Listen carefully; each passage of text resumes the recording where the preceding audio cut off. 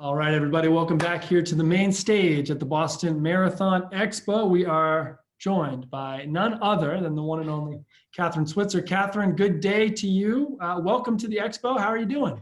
Oh, TK, I'm doing really great. Thank you for having me here today. And it's amazing to talk to you from New Zealand. It's an astonishing distance, but it just shows how fabulous this whole virtual series that you and Conventures BA are putting on. We're really, really grateful to be able to reach out globally now, not just to Boston, to the whole world. It's fantastic.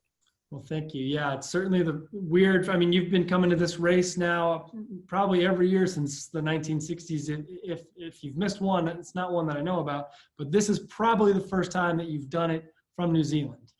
It is the first time I've done it from New Zealand. And you're right, though. It's the first time April is the first time in 50 years I haven't been at the Boston Marathon. Amazing. It's great that we were able to gather so many folks from the running world here virtually this September. It's a crazy time. It's a wild time. How's everything in New Zealand right now?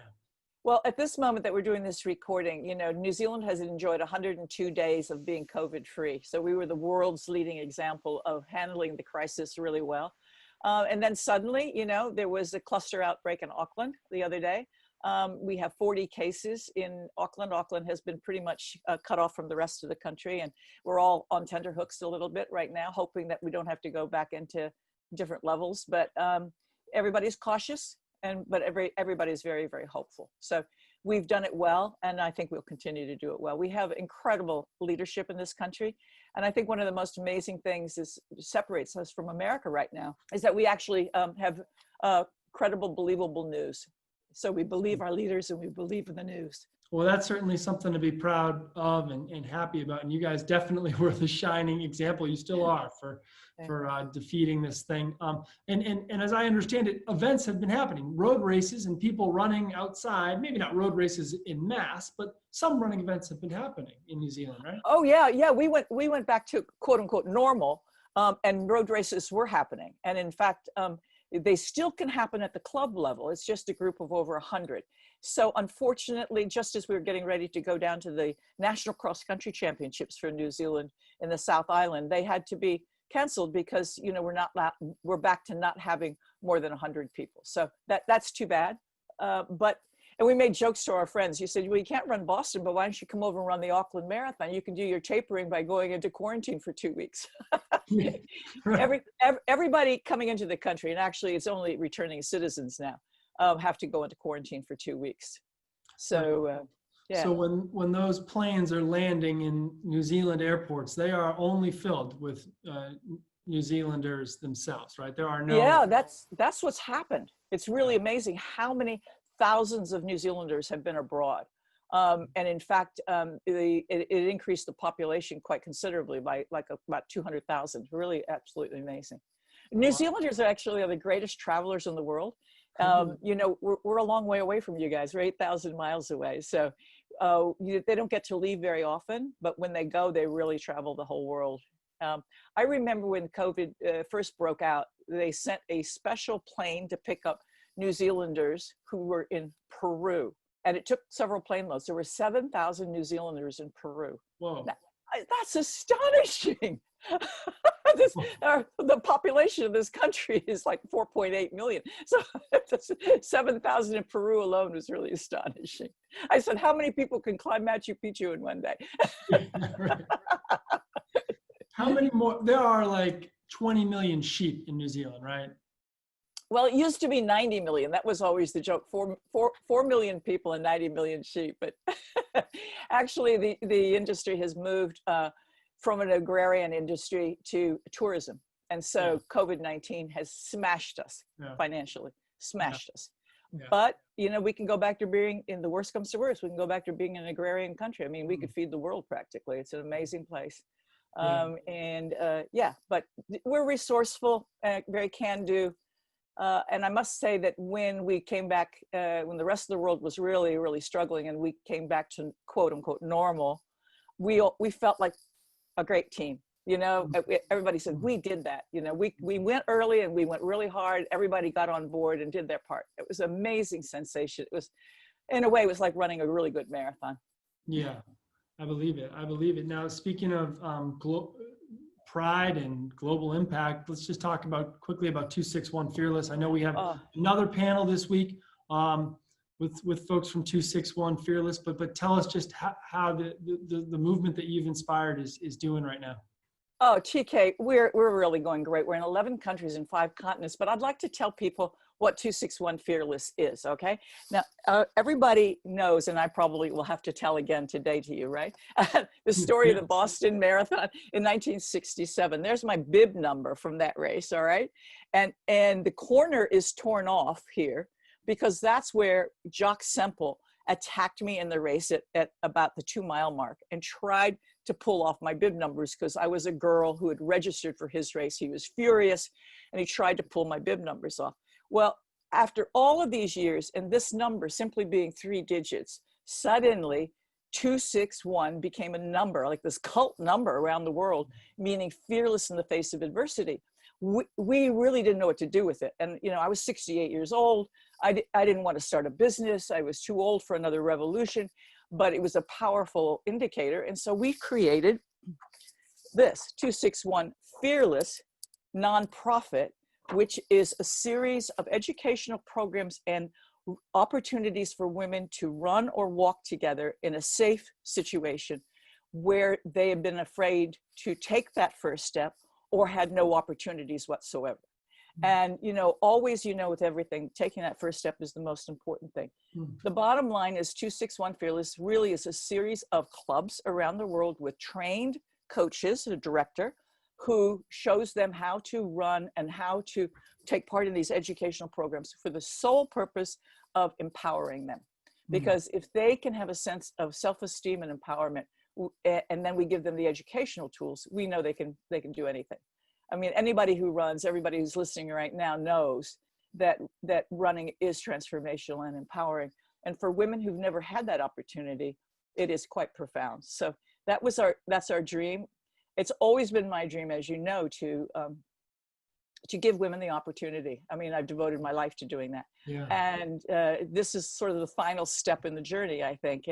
And I would never have thought that old bib number would come to be so important.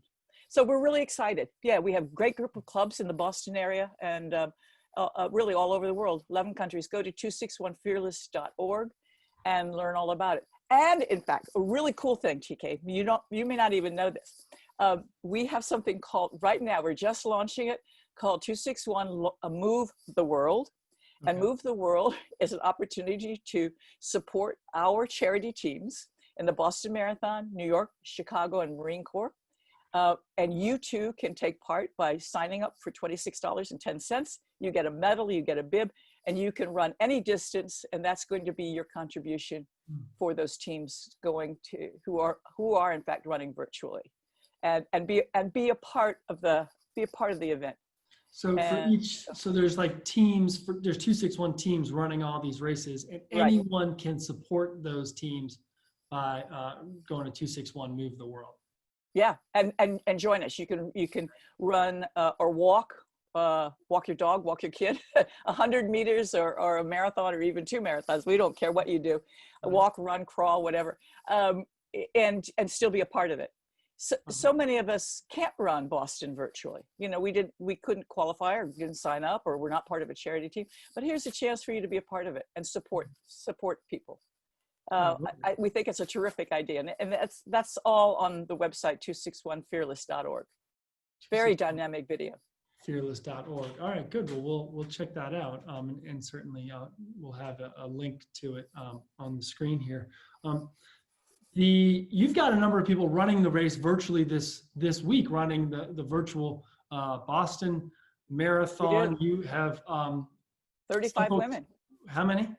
35. Whoa. And I imagine they're not all in one spot. They're all over, right? They're everywhere. They're everywhere. And this is another reason why Move the World is important. We want them to have their friends come out and help them through their streets of, suburbia USA, or the cornfields of Iowa, or the streets of, Lincoln, Nebraska, wherever they are, and then be a part of it. They get a number and a medal too. So that would be cool. and I think, I mean, there are so many people who are going to be doing this maybe by themselves, or maybe, with some encouragement at drips and drabs along the way, but there will be long stretches of mileage of people running alone, but for them to feel connected to a larger movement, for them to feel empowered and encouraged by folks worldwide, is going to be an important thing. What sort of guidance are you sharing with your team, and what would you share more broadly with those running virtually this week? Well, those who are running virtually this week, I would get my friend, I hope by this time anyway, that you get your course measured, you get the situation where your garment or whatever you're wearing is accurate. They're notoriously inaccurate, so make sure you run a little further than it actually says. Make sure you know where your water is. Maybe your toilet stops someplace along the way, and where your friends can meet you and cheer you. I think that's really, really important. And there must be other people also in the community who are running virtually. Get together with them. Put out a post on Facebook and say, hey, I'm running at so and so. Want to meet me, and we can share the course or whatever. Mm-hmm. I think create as much of a team atmosphere as you can, and keep socially distant, I guess. But it's easy in a marathon to stay apart. Yeah, exactly. And wash your hands and wear a mask if you need to, and give elbows instead of high fives, all that stuff. Yeah, exactly. So Kathrine, one of the things that is so important, and I think in your movement, is having women and girls get over the fear of doing walk outside or run outside, running a long distance, running a fast speed, whatever the case may be. There's so much. It's this overcoming of an insurmountable or some seemingly insurmountable fear that they previously had to contend with. You've been doing this now for a long, long time. You yourself having overcome fears and going after things. And you started as a high school athlete playing field hockey and other sports, I think in Virginia, right? I did. Actually, I started just before that. I was only 12. And it's an amazing story. It's my dad who discouraged me from being a high school cheerleader. He said, you don't want to be a cheerleader. I could never have been a cheerleader, believe me. They were so pretty and popular. And I was prepubescent, skinny little kid, but I had this fantasy. Anyway, sure. He said, you don't want to be a cheerleader. Cheerleaders cheer for other people. You want people to cheer for you. And he said, you should play on this field hockey team that you have in your high school. I was really lucky they even had a field hockey team. And he said, you should run a mile a day and you'd make the team. And you'd be the best. He was even more reinforcing than that. He said, you'd be the best player on the team if you just ran a mile a day. And of course, I didn't think I could run a mile a day. And he showed me how, and the rest is history. I made the team. I played basketball as well, lacrosse, etc. But it was the empowerment from running that mile a day that gave me the courage to do other things. So I always knew that I had the victory under my belt every day from the mile a day. That was sort of my secret thing. And honest to God, TK, I've been running for 60 years? Yeah, 60 years. Who can imagine that? But it still gives me that sense of empowerment. It really does. You went on to Syracuse University. You walked into the school. They had no female sports teams, I believe, in 1966. You had the track team, and that's the confidence that I think you brought with you as you walked into the track team's office and said, what the heck's going on here? Well, I didn't say what the heck's going on. I was very polite, and I said, I would like to run on the men's cross country team. It was the autumn. And the coach just kind of looked at me like I was a crazy person. And he said, but then he got very polite and he said, look, it's against NCAA rules. We can't let you run officially on the team. What are you doing for a run? And I said, I'm doing 3 miles a day by that time. That sounded like a big deal to me. And he kind of smiled quietly and he said, well, I said, what are the guys doing? And he said, well, they're doing like 8 or 10. And they were all on scholarships. Anyway, he said, but I would welcome you if you wanted to come and work out with the team. He thought I'd never show up. And the deal is in my life, TK, is that no matter how scared I was, I always showed up. And so I showed up and he was surprised. And that's when a volunteer coach named Arnie Briggs came running over to me and he was very excited. He said, I've been working out with the team here for 30 years and we have never had a girl This is so exciting. And the guys were really wonderful. That's another thing about this sport that's incredible. You know, a lot of women don't understand when they see the picture of the confrontation at the Boston Marathon, they think all men hated women running. And that's absolutely untrue. The guys were always very welcoming and accepting. Guys who ran, it was only guys who didn't run. Right. But anyway, this guy, Arnie Briggs, had run the Boston Marathon 15 times, and he started running with me because I was so slow, and he felt sorry for me. And he sort of regaled me with stories of Boston, and I just fell in love with the idea of the race. It was amazing. So then you're falling in love with the idea of the race. You're now up to 10 miles with him. You've gone from 3 miles to 10 miles. You must be saying, Arnie, like, why the heck why can't I go run the? I did. By that time, you know, I think when you get to the 10-mile mark, or the 11-mile mark in my case, I don't know why 11 was so much better than 10. It sounds so much bigger. Yes. I said, you know, I want to run the Boston Marathon too. And he said, but a woman can't do it. And I said, what are you talking about? Women have run marathons. And he said, no, they haven't. And I said, sure they have. A woman ran the Boston Marathon last year. She jumped out of the bushes and ran the race. It was Roberta Gibb. And he said, no dame ever ran no marathon. That's fake news. I mean, he really couldn't believe it. And we argued, and I said, look, I said, why don't you think if I'm running 10 or 11 miles with you, why can't I run a marathon? He said, because with women, it's the law of diminishing returns. Meaning like, that's what I said. What does that mean? And right. He said, because when it gets longer, it gets harder. And I said, no kidding. Yeah. And he said, but women can't do that. Women break down. And I suddenly realized he had believed all the myths that all of us grew up with, that women were weak and fragile. I didn't believe them, but I suddenly thought, my God, you know, I'm 19 and he's 50. He's going to believe those myths. I mean, he had never had any example of anything else. And boy, did we argue. I mean, I went back and told him about my pioneering ancestors, you know, who, you know, went homesteading and arrived in America in 1723. And I mean, all of that. And he said, nope. And finally he said, I'll tell you what, if you show me in practice that you can do the distance, I'll take you. I said, hot damn, you know, I'm ready to go. And we trained up and boy, you know, it was some work. And the day came when we ran 26 miles. I was so excited. I got to tell you, TK, I was more excited about that than Boston, if you want to know the truth. And when we finished the 26 miles, he was going, shaking his head. He said, I don't believe it. He said, you just look fabulous. I said, I think the course is short. Let's do another 5 miles. And so when we came back now from this last loop, 5 miles, 31 miles, suddenly I could see Arnie was out on his feet, you know, his eyes are gone. And I said, come on, we can do this. And when we finished 31 miles, I felt like I'd won an Olympic medal, I tell you. But I threw my arms around him and I said, we did it, Arnie, we're going to Boston. And he passed out. Oh, yeah.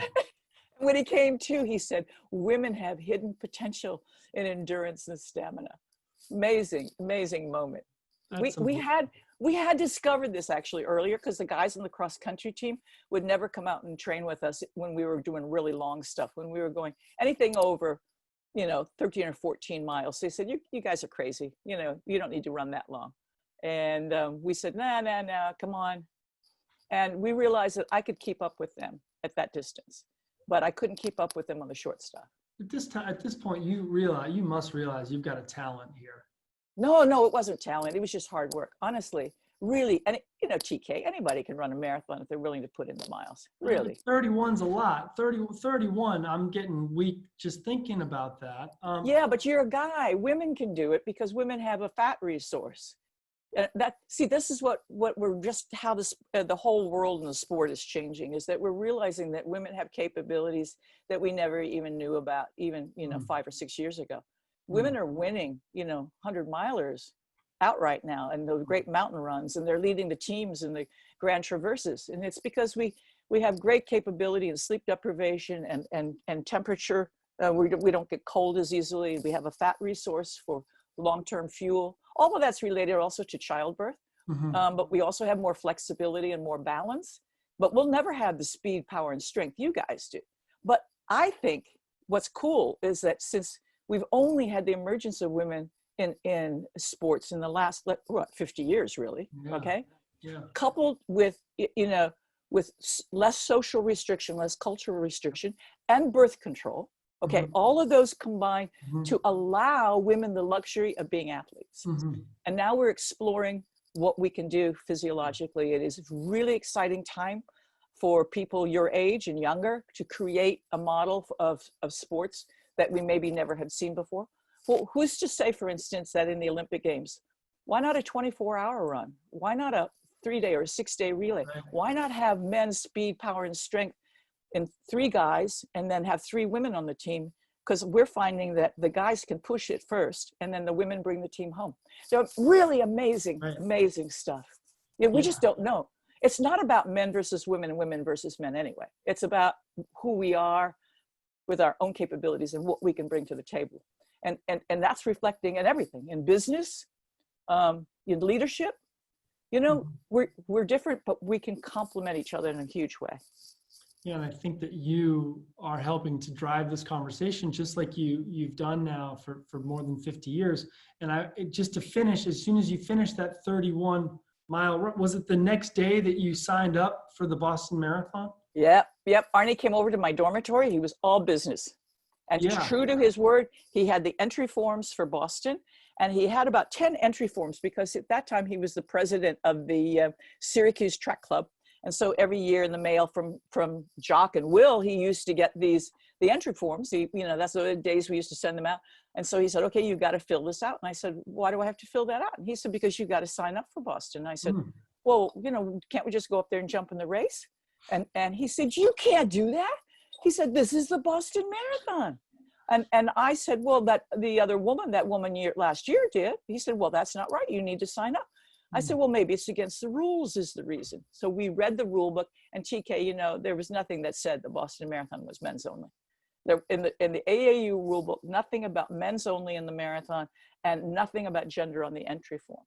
So I said, I remember saying to Arnie, I said, went like that. And I said, Arnie, I said, I'm going to be noticed in Boston wearing a number. And he said, I know. And I'm proud of you. Isn't that great? I mean, here's a 50-year-old guy so great. Who was willing to put his reputation on the line. By then I'd turned 20, but I was a kid, and he knew I loved to run, and I'd proved myself, and he really had faith in me. And I had, it was years later did I realize what a risk he took, for himself, and the criticism that he could face. But we didn't think, maybe he thought of that. I didn't think of that. I said, wow, we're going to Boston. And he said, plus you have to get a medical certificate, because I had to go to the school infirmary and get a medical certificate. And he said, you have to pay the entry fee. And it's in cash, and it's $2. Right. Yeah. That doesn't even make you laugh.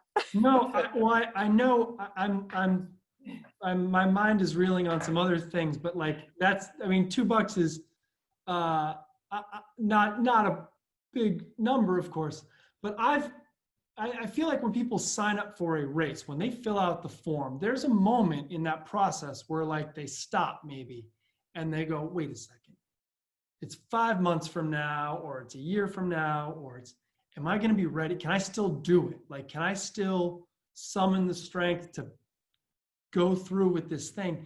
And I'm just envisioning you and Arnie filling out this form with a ballpoint pen in Syracuse, New York, and just think, did you pause and have a moment of should I not do this? It must have been, because it was such a big moment. Yeah, it was a big moment, but Arnie said, you have to do it and because you need to be official. Okay. And so I'm looking at the entry form, and as I say, nothing about gender on the entry form. And, I had no doubt that I could finish the race. I had run 31 miles. Yesterday, the day before. The day before. But don't forget, you were allowed to send in your entry quite late in those days. So this had to be mid-March, maybe at the latest. Maybe the last week in March even. But to get it in on time, there was no huge number of days. In fact, people they could sign up at the race, I think, in those days. Yeah, probably. Yeah, I think they could go in the high school and sign up at the race. And one of the things that happened back in those days was if you signed up so close to the race was you needed to get a physical on race morning. But I think that year they were accepting physicals that had been done off site, right? So you didn't have to do that on site. No, that was all part of it. And this is an interesting thing because people said, oh, your coach took your physical for you. No, I took my physical at the school infirmary, and he said, I want you to do it here because it's going to be crazy. Oh, it's always crazy in the gym before the start of the race.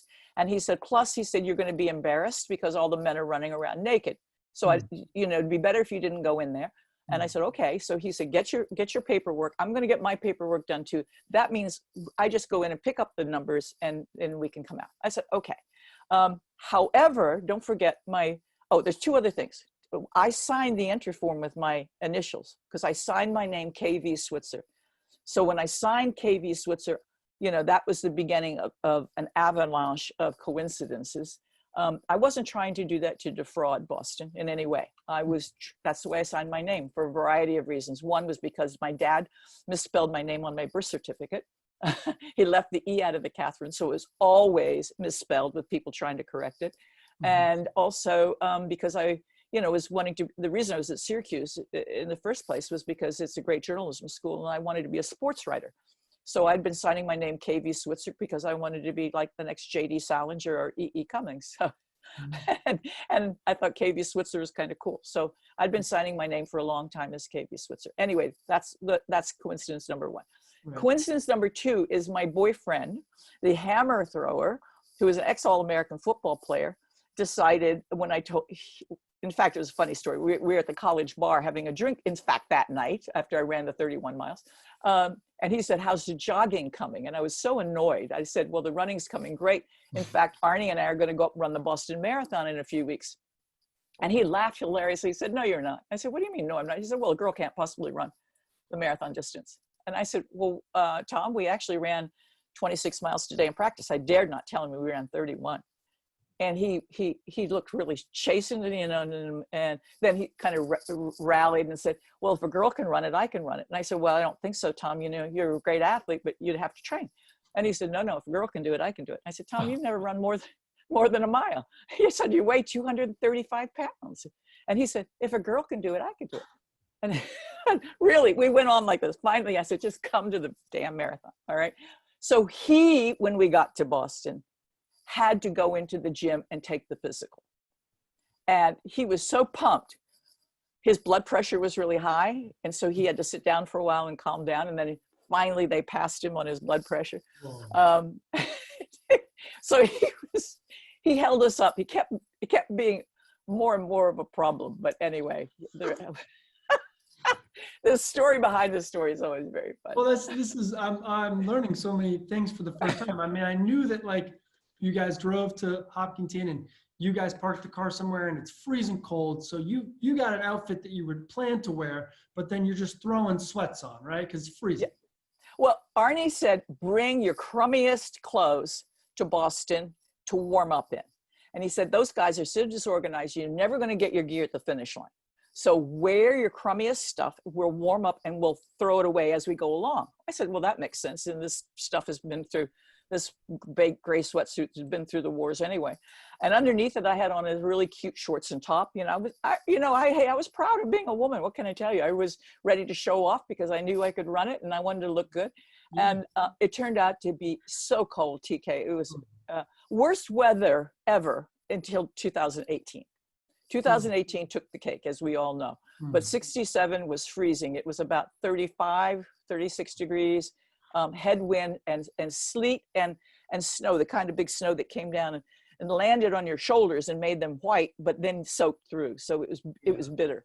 And we had on everything we owned, and everybody did. We looked like refugees, which again was another important point of the story, which is that I look like from the distance like anybody else. We all looked alike. We looked like a bunch of ragtags, really. But the guys all knew I was a girl. The guys all turned to me and said, hey, I wish my wife had run. I wish my girlfriend would run. And they were really cool, very nice to me. The noontime start is getting closer. Arnie, I think, picks up your bib. He goes into the gym to get your bib numbers. You're by the car loosening up or whatever. men are wishing you good luck, taking their picture with you or whatever. And then, but it's getting closer to like you need to like funnel into the zone, right? Right. Yeah. Yeah. Well, then there's another thing. First of all, they were in the gym for a long time. And I was another guy from the cross country team. Johnny Leonard was with him. We got back in the car because it was so cold.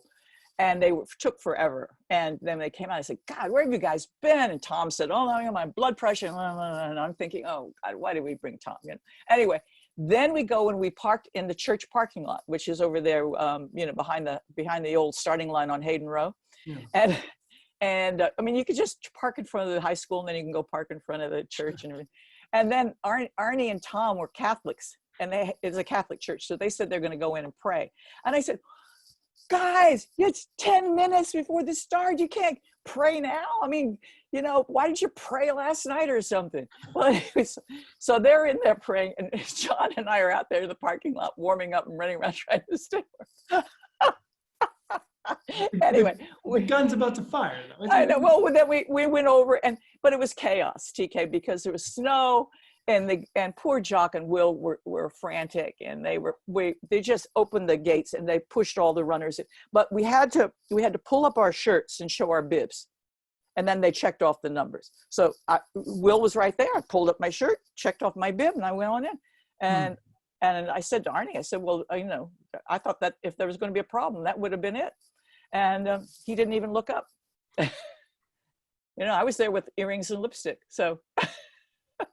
So the race starts, it's freezing cold, sweatsuit, and off you and Tom and Arnie.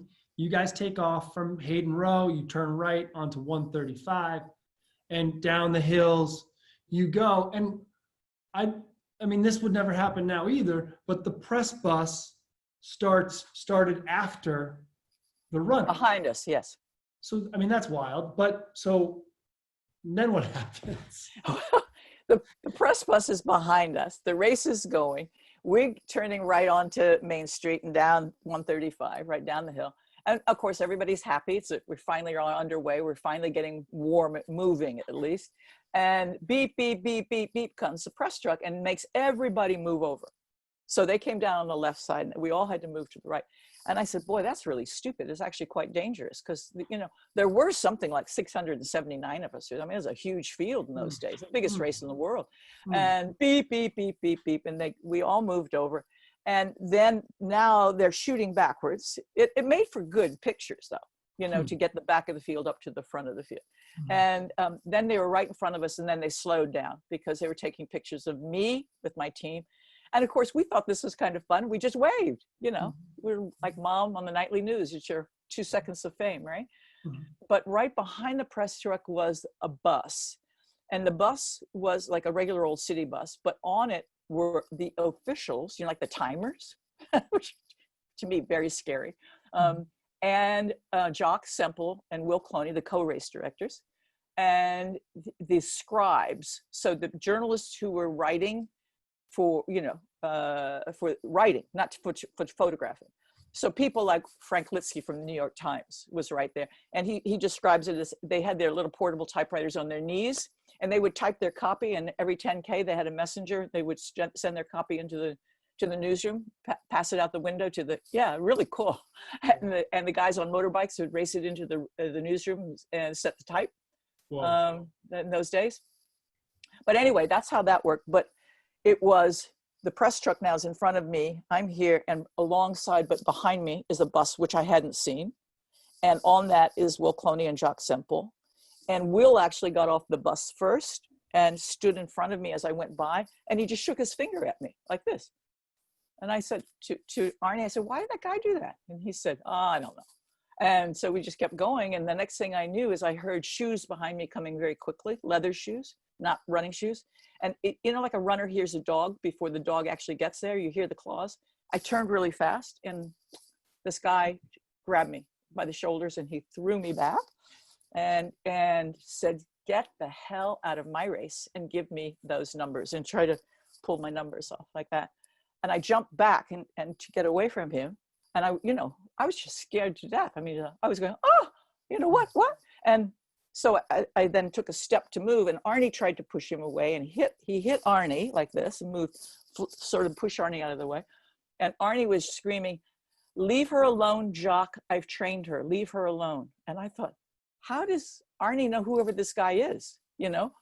And he said, "You stay out of this, Arnie," and smacked Arnie and grabbed me and pulled me back by the shirt, had me by the sweatshirt, and was trying to get the number. And that's the one he got on my back. He didn't get the front after all. He got the one on my back, that corner, just the corner.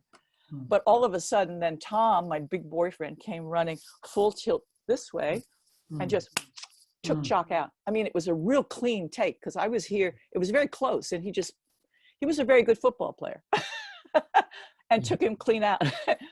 And played a big role as it happens. Yeah. I was actually really scared then because I've never been manhandled by anybody. I don't think I even was spanked as a kid.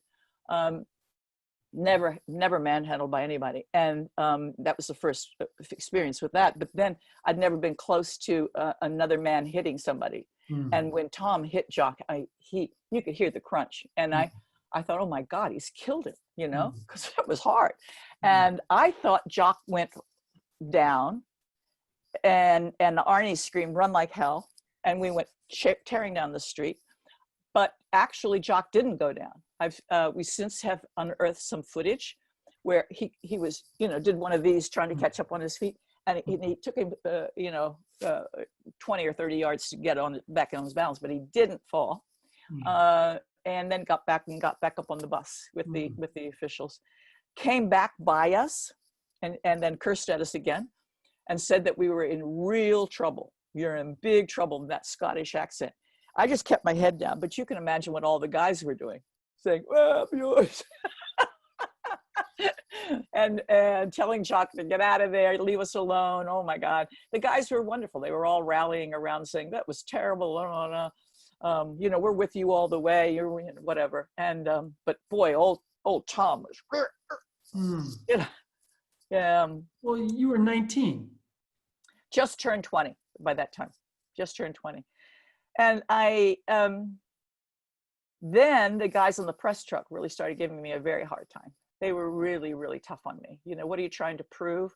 Why are you here? And when are you going to quit?" So wait a second. Did the truck just ride next to you for a while? They rode next to me for a long time. And finally, and I just put my head down finally, and I just wouldn't even look at them. And because they kept saying, "When are you going to drop out?" And I said, "I'm not dropping out. I'm here in this race." And they kept asking me. And finally, I just ignored them.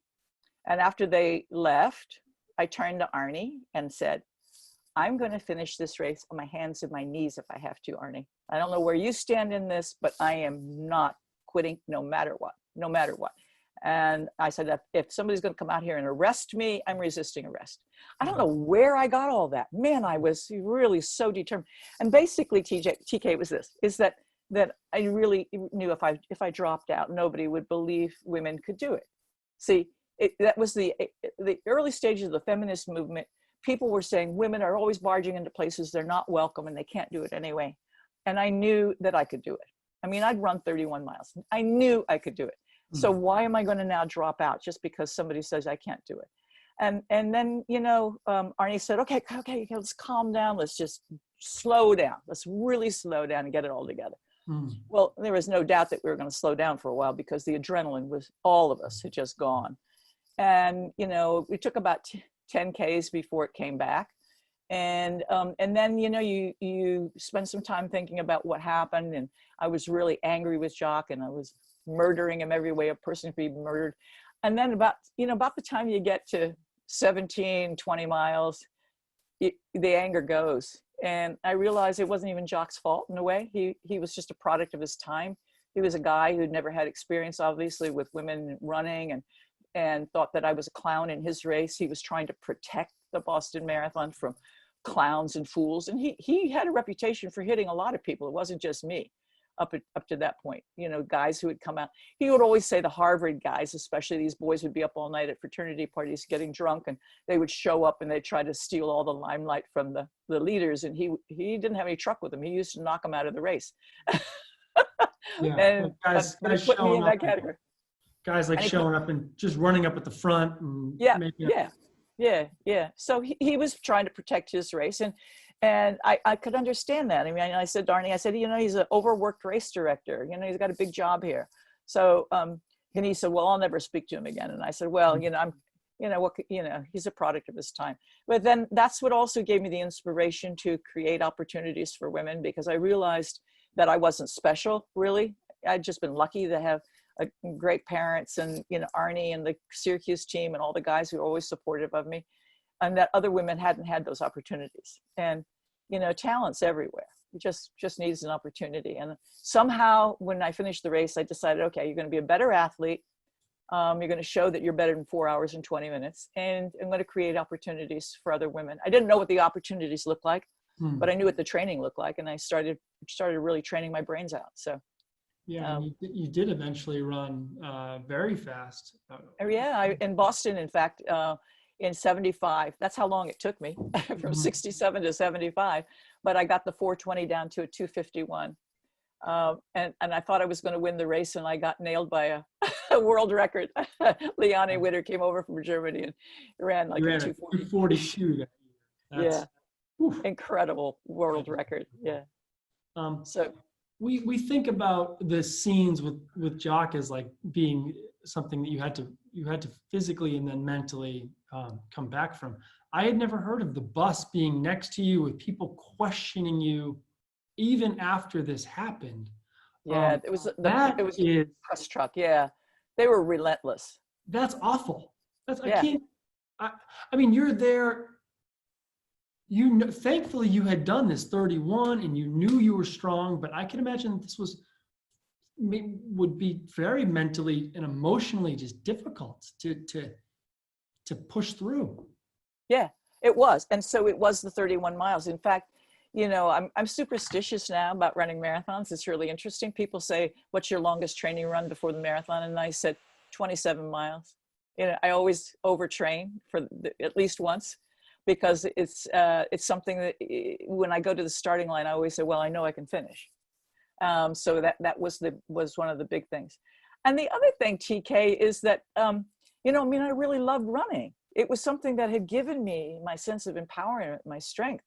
I don't think I would have had the strength to make that decision if I hadn't been running for all those years. I had really been running since I was 12 years old. Mm-hmm. So I've been running for 8 years, and almost every day, and feeling great about it. So that was really good. And it was also the determination of realizing that women were always being told they couldn't do something, that they were barging into places where they weren't welcome, and they can't do it anyway. But I wasn't barging. I was barging in a place I wasn't welcome, but I knew I could do it anyway. I didn't know I wasn't welcome until that happened. Mm-hmm. And I thought, up to that point, I just thought I was sort of exceptional. Mm-hmm. I really was kind of like, hey, other women must not get it. I get it. I'm here. And you knew that Roberta had done it the year before. And so you're like, all right, well, what's So I actually, because she had run, I knew, hey, it's been done. This is obvious. Everybody knows that she's done it. She did it very well too. Yeah. How had you ever run into issues with the AAU before that at other distances or I didn't have any issues with them. I had run in cross country. I'd run 800s. I had run 400s, but they didn't have a distance. The longest distance in the Olympic Games then for women was only 800 meters. And I'd run a couple of miles, but I always would say afterwards, I said, I sure wish they'd have a 2 mile or a 3 mile for the women, because I can go long, but I can't go fast. Mm-hmm. And that's what made me fall in love with the marathon, was the ability to run forever. The Boston Marathon this year, any of these major marathons these days, as you know, bring in tens of thousands of women every year from nearly every corner of the world. Not all corners of the world, but nearly every corner of the world. You must take a lot of pride in the foundation for a movement that you've really helped build, Kathrine. Yeah, I do. I actually do, TK. It's just, I didn't come back to Boston in 68 and 69 because I was afraid of Jock. But in 70, I had trained, and I said, I'm going to come back. And the women were running unofficially because they had written now on the entry forms, this is a men's only race. But we showed up and we were running really well by then. You know, I was down under 3:30. And Sarah May and Nina Cusick, Sierra May Berman and Nina Cusick were pushing to get under 3 hours. They're, you know, pushing that barrier. So the press started getting very, very interested in what we were doing. We all campaigned very hard. We got official in Boston in '72. That was a wonderful moment for us. We, as I said, finally, we can run as athletes. We don't have to run on behalf of the whole female sex. We can be athletes. And again, the guys are wonderful to us. Yeah, I ran Boston, and every year more women would run, more women would run. And I think one of the most exciting moments I ever had in my whole life, it was certainly the happiest day of my life, was running Boston again in 2017 for the 50th anniversary. And being, for a long time, realizing that in '67, I was the only woman wearing a bib number. And 50 years later, 13,500 women had qualified for the Boston Marathon and were wearing bib numbers. Everybody knew that story. And women were 49% of the Boston field that year. And so effectively, we were 50-50. And it was such a wonderful sensation that, you know, that it had all worked. And that sometimes the worst things in your life had actually become the best things. It was truly, that day was the happiest day of my life. It was amazing.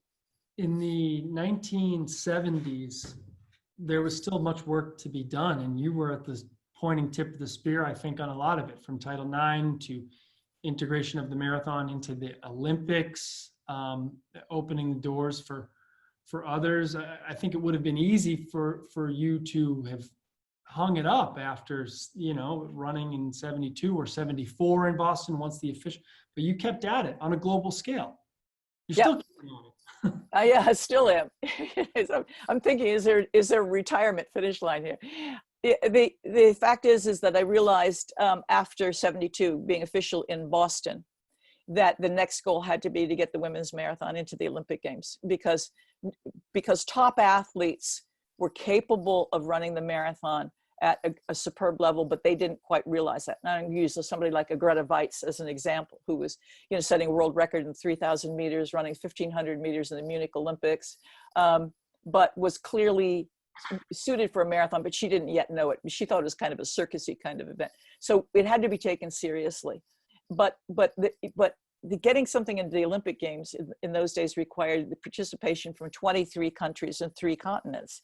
And I wrote a business proposal to Avon and told them how we could do this, thinking they would never, it was at the time the world's largest cosmetics company, thinking they would never do this, but they actually hired me not to do the running, but because they liked the way I wrote and thought, and I begged them, please, let's do one race. And finally we did one race. It was so successful that they let me start the program. And pretty soon we had a marathon, culminating marathon.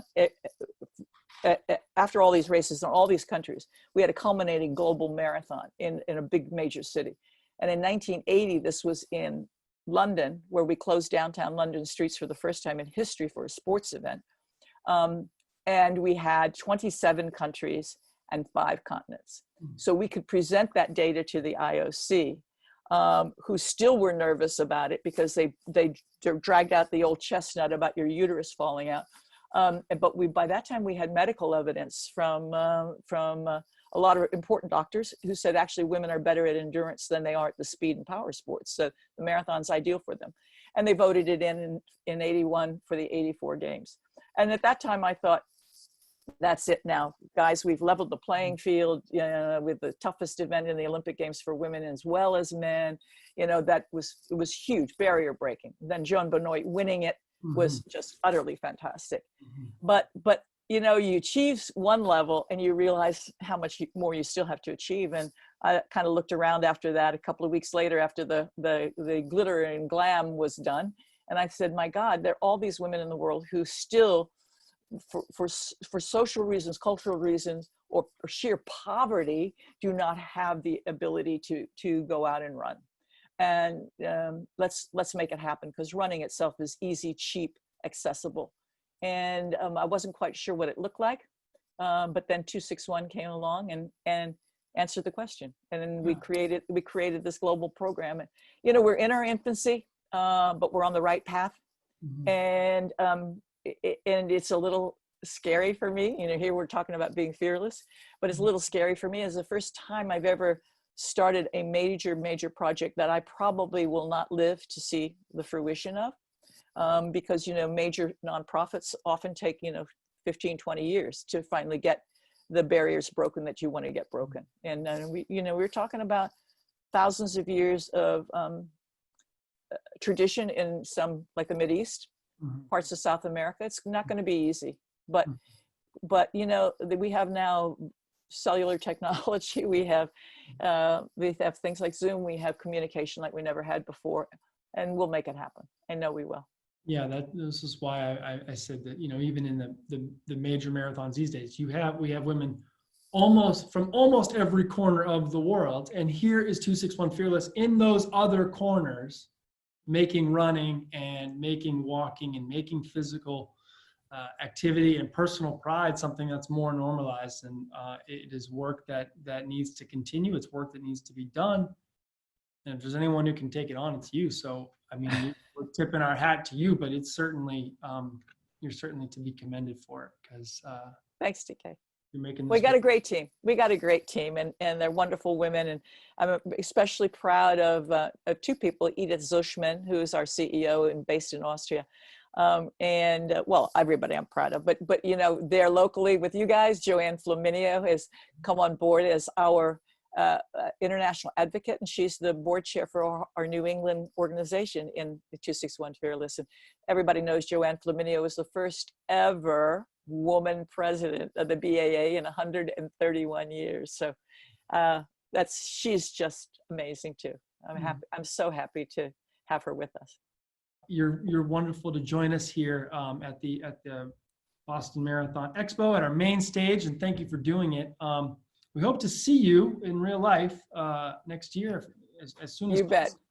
You bet. And this is one for the history books. It's the first virtual Boston Marathon. And who would ever have imagined that? You know, even certainly back in the 60s or 70s, we didn't even know what virtual was. So it's really hats off, you know, tipping hats to you guys to put it together and make sure that it happens, and you are making it happen. So we're grateful to you. I think that one of the things that we've learned is attitude is everything. And I think in the wake after things were announced and plans were scrapped and virtual events were revealed, you had a very poignant thing that you wrote in an email of, you know, people will remember having done the hot year, and people will remember having done the rainy year and the sleet year and the snowstorm year and the year, the redemption year or the bombing year, whatever. And now people will remember the virtual year. Yes, the virtual year. And you know, during World War II, it was 1 year, it was a relay, but it still happened. It was still that people say, okay, I did the relay year. Mm-hmm. Now we're doing this. It still counts. It's still the Boston Marathon. Well, thank you for your perspective and your leadership and your guidance and all that you've done to make this world a better and more equal place. And I know the work continues to be at work. You continue to be hard at work at it. The website is 261fearless.org, right? That's correct. And we'd love to have anybody join us as a member, a friend, start a club in your community. We'll give you all the tools to make it happen. Kathrine Switzer, KV Switzer. Thanks for joining us today. We appreciate Thank you, TK Skandarian. Wonderful to be with you. And thank you again, Conventures BAA, for making this happen. We're all grateful to you.